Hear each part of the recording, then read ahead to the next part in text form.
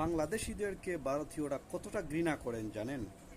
কতটা ঘৃণা করে বাংলাদেশি পাবলিককে ভারতীয় সাধারণ মানুষ। তার একটা উদাহরণ বলি।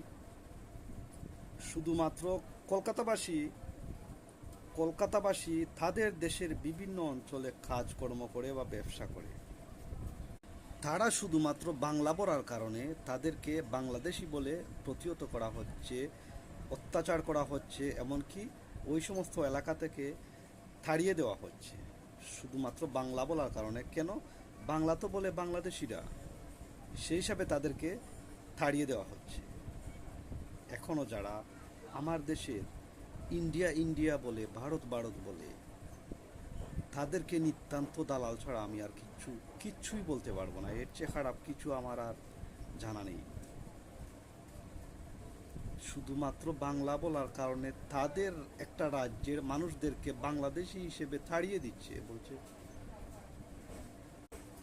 বাংলাদেশি বলে তাড়িয়ে দিচ্ছে।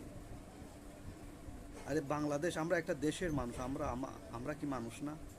তাদের চোখে আমরা মানুষ না, আমরা অমানুষ, বা আমরা তার চেয়েও খারাপ কিছু।